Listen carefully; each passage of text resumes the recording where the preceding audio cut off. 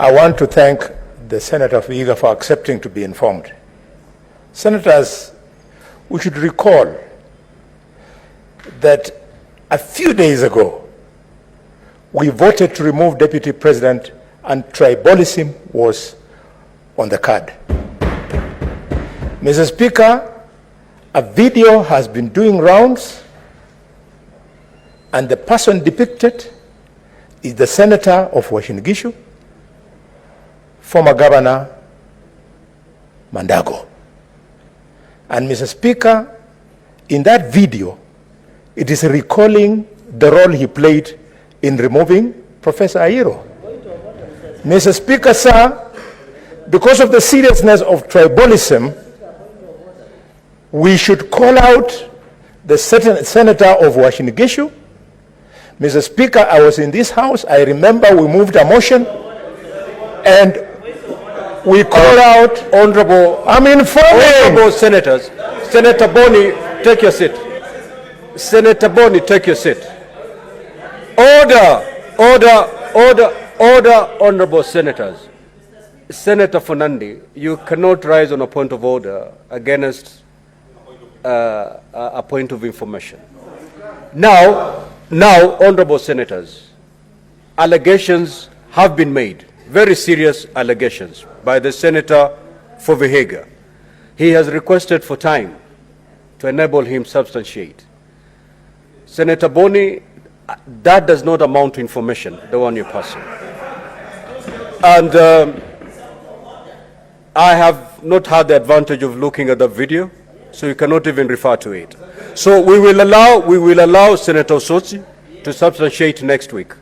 What, if you look at the standing orders, it's very clear.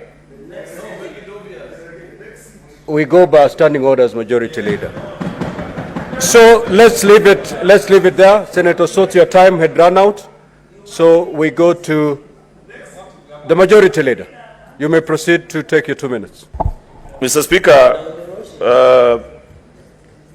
I wanted to speak about Mama Lucy, but now I've been distracted by the very unnecessary attacks on a colleague by none other than Boni Khalwale.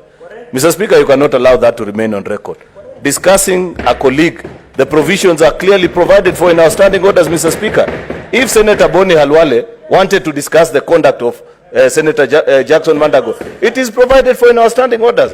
Why are you allowing, Mr. Speaker, this to be a marketplace where I can rise and begin to discuss anybody, including your conduct? Mr. Speaker, that is not right. Minority Leader. That is not right, Mr. Speaker. Minority Leader, just take your seat. You'll resume your contribution. I directed, because 2 allegations had been made.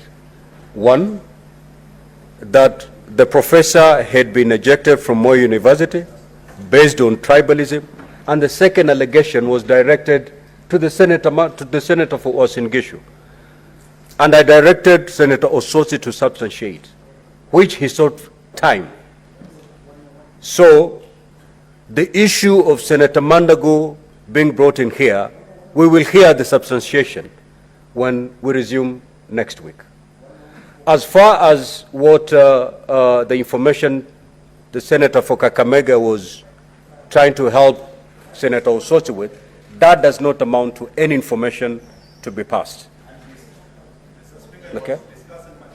And to the extent that it was not information helpful to Honorable Senator Osotsi, and to the extent that it touches on the conduct of one of the honorable senators in this House, then Senator Boni Khalwale, you need to retract that statement and allow Senator Osotsi to come and substantiate on his allegations. Just retract and take your seat. No speeches. Mr. Speaker, I can never retract that statement because it is a fact. Okay, then, Senator Boni, you're out of order, and I will ask you to leave the chamber for the rest of today's sitting.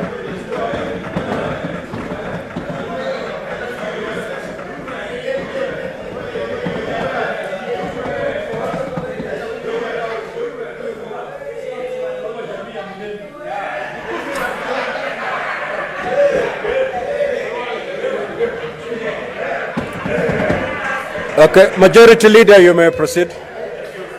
Speaker, thank you for granting Senator Boni Khalwale a chance to enjoy his favorite glass of Chang'aa early in the day.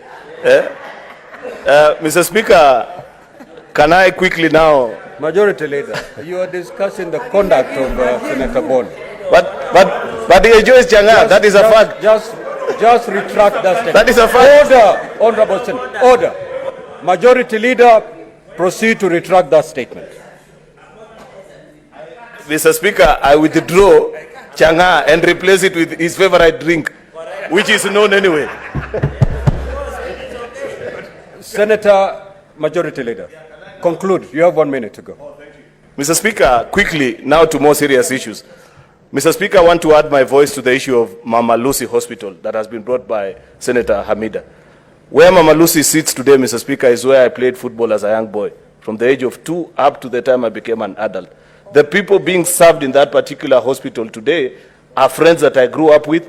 If I was not a senator in this house, Mr. Speaker, perhaps that's where I'd be doing other duties as what has been brought about by this senator.